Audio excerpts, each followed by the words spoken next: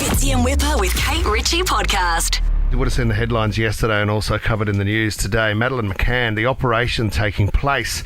The German police are running this, but the reservoir that they're looking at, which was apparently a popular place to go by Christian B, who they refer to as the main person of interest, is about 45 minutes from where she vanished. This was obviously 2007, so it's 16 years ago. Can you imagine the poisonous spikes of interest that the family and the parents would continue to receive?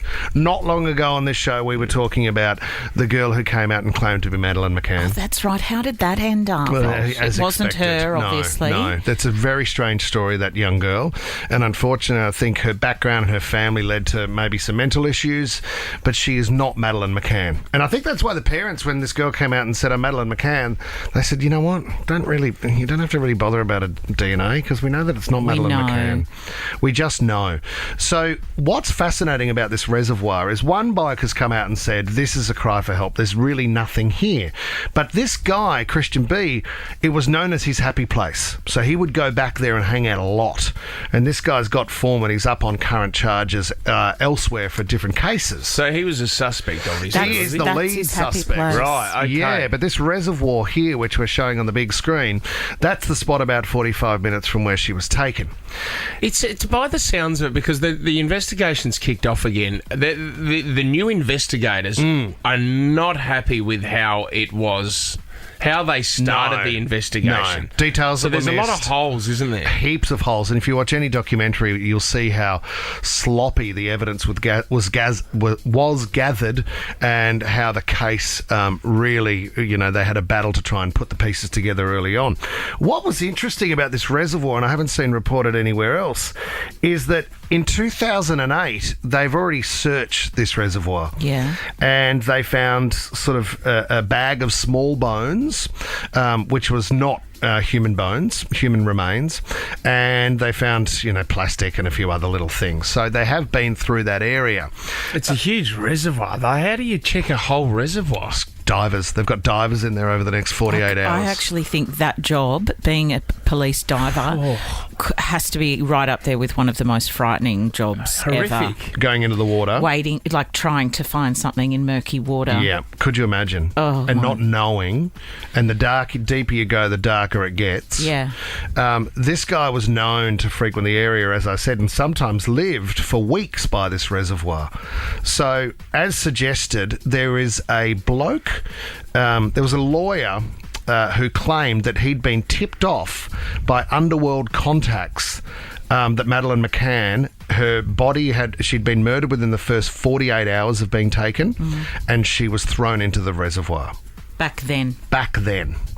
So that is 2007. So that's what they're continuing to search for in this reservoir. And what are the chances then of finding someone after all of this? Well, the bones would still exist. Yeah, and are the parents completely out of the picture now as far as blame goes? Or because every now and then it does surface, it kind of doesn't it? rears its ugly head. Yeah. But I was actually at home over the weekend and going, because I'm spring cleaning the house, and I was going through old magazines and newspapers and things like that, and that's when you realise things like this have been going for such a long time, and you think they're still living with that, because I came across news articles and it was very early days of this, and you think this has still not had any conclusion. No. These people are still living every day without this person. But every moment where they said, hey, we've got a lead, you would think as a parent you simply couldn't give up hope.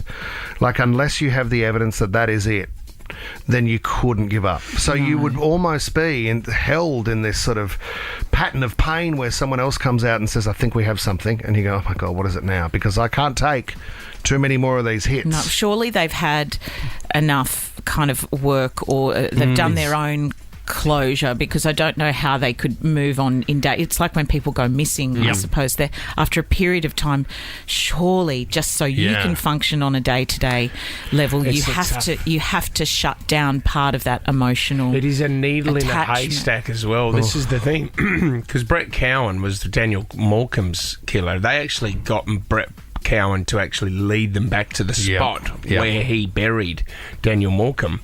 and the bones weren't there. The water had taken it down quite far, so it took them ages before they actually found it again. So it's What I find confusing too, though, I remember 60 Minutes did a report a while ago, and they found the hut or whatever it was that guy had been living in, and the police there had a collection of USB sticks, and on one of those USB sticks, they came out and said, we have enough clear evidence that she is dead. So here's that report for the parents. Yeah. Then you have these other stories that continue to come out. Where does it stop? You're right. You just hope the amount of therapy and treatment they've had can help them get out of bed on a day-to-day basis. Yeah, I guess if your And live daughter for their is other missing, kids. even if you've kind of had closure within yourself, there's something about laying a little girl to rest, I would imagine. Yeah. We'll keep you up to speed. Fitzy and Whipper with Kate Ritchie is a Nova podcast. For more great comedy shows like this, head to novapodcast.com.au.